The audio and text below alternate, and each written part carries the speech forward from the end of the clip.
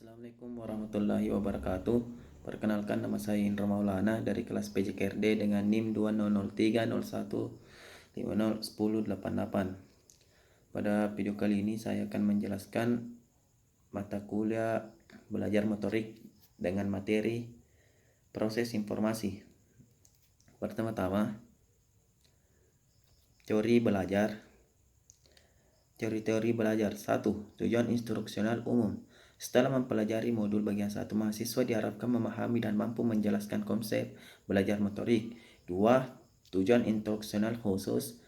Setelah ada beberapa contoh, yaitu menjelaskan konsep dasar belajar motorik, menjelaskan tahap-tahap, menjelaskan teori belajar motorik, menyebutkan klasifikasi respon motorik, menyebutkan klasifikasi kebiasaan psikomotor. Konsep dasar belajar motorik. Pengertian belajar.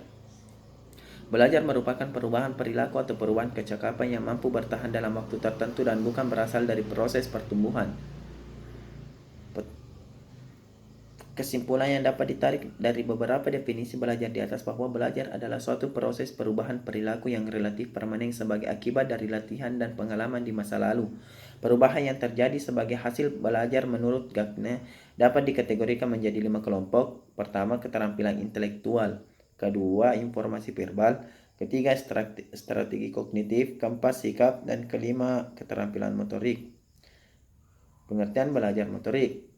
Pada prinsipnya tidak jauh berbeda dengan pengertian belajar secara umum. Dorwatsky menyatakan belajar motorik adalah belajar yang diwujudkan melalui respon-respon muskuler yang umumnya diekspresikan dalam bentuk gerakan tubuh atau bagian tubuh. Berdasarkan beberapa pengertian di atas, dapat disimpulkan sebagai berikut. Belajar motorik merupakan suatu proses. Belajar motorik merupakan hasil latihan. Kapabilitas bereaksi sebagai hasil belajar motorik. Hasil belajar motorik bersifat relatif permanen. Belajar motorik dapat menimbulkan efek negatif. Adapun yang pertama, belajar motorik merupakan suatu proses, yaitu dalam psikologi kognitif dijelaskan bahwa sebuah proses adalah seperangkat kejadian atau peristiwa yang berlangsung bersama-sama. Faktor-faktor yang mempengaruhi proses dan hasil belajar motorik. Rangkuman, belajar merupakan suatu proses perubahan perilaku yang relatif permanen sebagai akibat dari latihan dan pengalaman di masa lalu.